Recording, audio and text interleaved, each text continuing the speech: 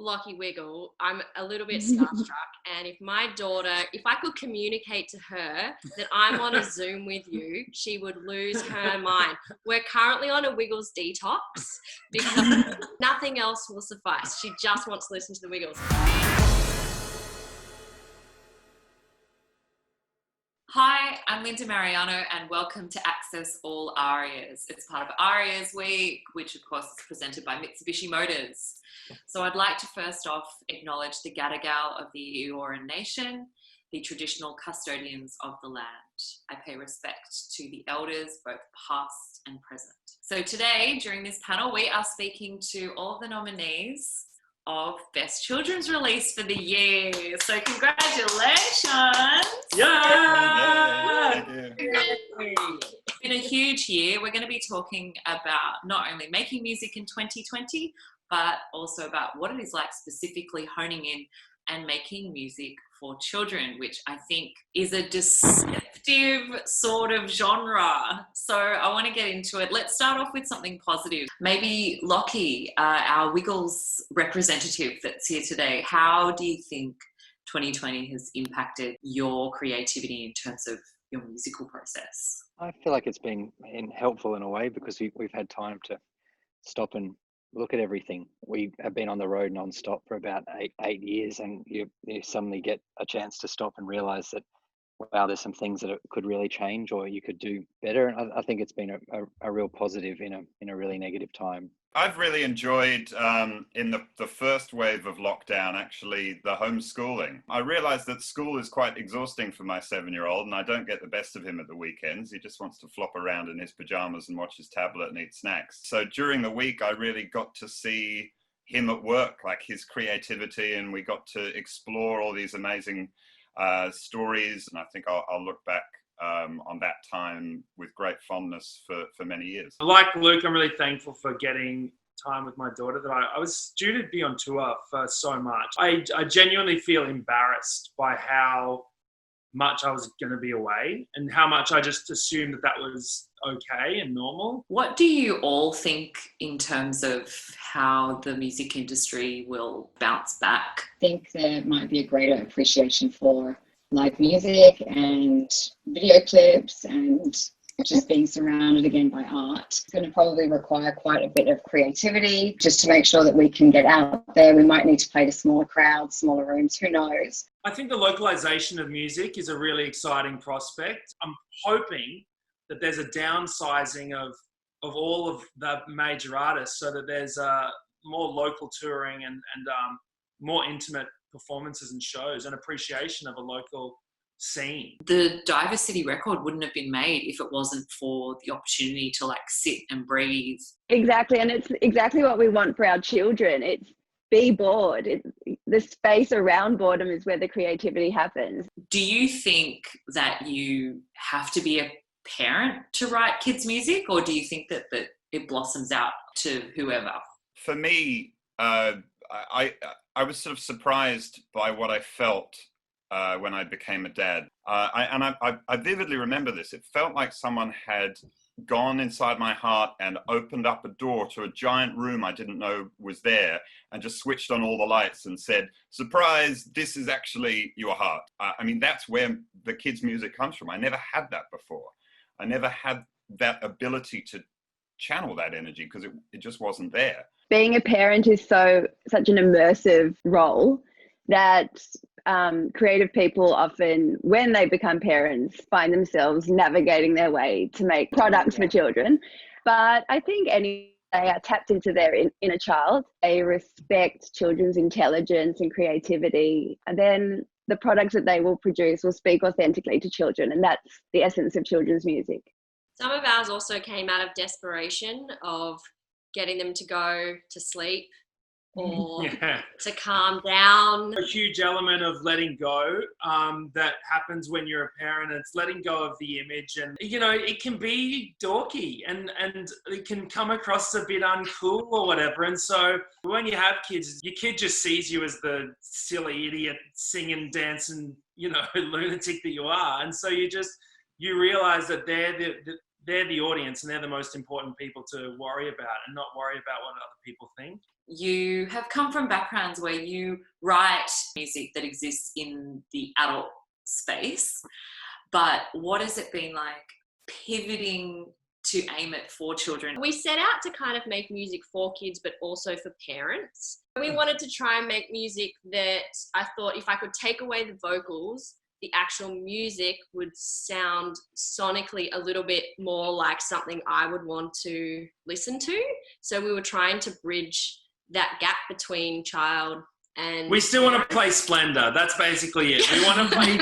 We want Diver City to be at Splendor at 4 a.m. at the TP Forest. Lockie, what is it like stepping into the role in a group like the Wiggles where there is such a legacy, such a respect, such loyalty?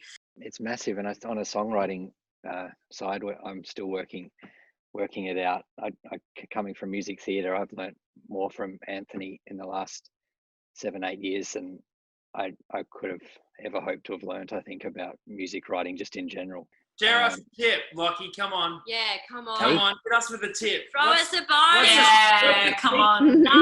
What's a light bulb moment that you were like, oh man, this is how you do it? I don't know. There's so many. And as I say, I'm still working it out. But the original guys coming from the rock background too, so they had simple rock and roll grooves that are so good to listen to. Have a simple beat that children can get straight away, and then you put the lyrics to match it. And one thing I really noticed when we played with the Wiggles on Australia Day last year, we were playing a gig. It was 35 degrees. We were on a midday, no shade.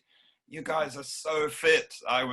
Backstage, especially with Simon, I was like, this guy's a man mountain. He looks like a press-up champion from the 1940s. That is not to be downplayed, the amount of energy expenditure that you would have to give in order to entertain kids.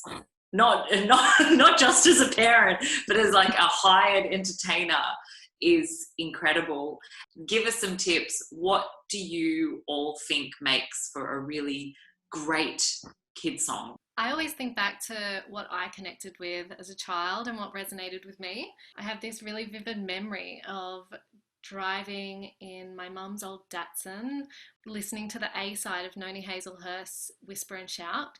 My parents and siblings also enjoyed that music. And so it was this human connection with those people closest to me that made the music really good. So finding something, I guess, that parents will listen to and kids will listen to and you can enjoy together. Kids really listen to the words of these songs. They really absorb them.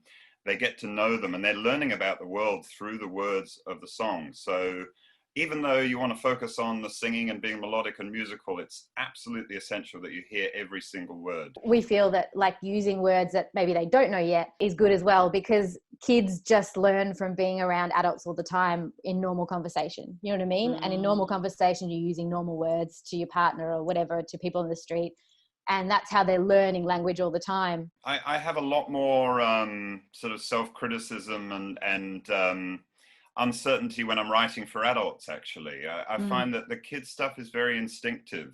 Lockie, do you feel like there's been a real lack in your heart in terms of being able to go and perform and see the delight on kids' faces again and again? Massively so. We've missed it so much. Yeah. Overseas and here, but there's all shows are just as enjoyable. And again, the strength of Anthony is that every show is different. We can't control that. I was going to say, what do you mean by what Anthony does? I'm just interested in like that. It can be anything. He's taken that role since we've started that. Is it planned? No, not at all. You freestyle the whole show. Most of the time. Yeah. Whoa. We dancing and stuff like that. Is he just doing his own thing or what? he very conveniently holds a guitar a lot of the time now and doesn't dance. The parents love that too, because they can see it. They can see it in our face. They have absolutely no idea what's coming next. And that's part of I think why it's been so popular for so long, is because the parents get just as much out of it. Well, let's talk about ARIA's night, the night of nights for Australian music. How are you all going to be celebrating? I think I'm probably the first person that's ever been nominated for Best Dance Release and Best Children's at the same time. Yeah, congratulations, Pretty Christy. awesome. Like That's the mic drop amazing. on a working mum, right? People told Yeah. me I couldn't be a kids entertainer and a DJ, and I was like, well, watch me go. Yeah. The rest of you, what are you guys going to do? I think that silence tells you that we're all just going to watch it at home in our tracky days. Well, I Same. still don't. Fine. One thing about these online award ceremonies is, you know, you have to record your acceptance thing ahead of time. So this will be the second time God. I'm recording an acceptance speech. I don't know. That's It's not a bit crushing when you've already recorded the thank you and then you lose. Before we go, I think the last thing that we want to talk about is, what do each of your releases that are nominated mean to you? I think our first album, we were scared to develop our songs to the extent that we have done in our Colour the World album. Like, it just feels very authentically us. So it sits in a nice place for us now. I'm more proud of this album than anything I've ever done. And I'm really happy that it's this one that is kind of getting a bit of a spotlight. It means a lot. It's a great way to end a very strange year. We've been able to cover quite a lot of things that we're really proud of, like emotional intelligence and mental health and death. Oh my gosh, we did a song about death. So, you know, big themes that I was scared to tackle before we started, but they're always the songs when it feels like you've done it right, I'm the most proud of at the end. I'm proud that my daughter likes it. And that's something that I'm just really thankful for. So I know for New Kids on the Block, we did pretty damn well. You're a cool dad. So, Well, thanks so much for your time, and everyone, happy ARIAs week. yeah! Yeah, thank you. Yay.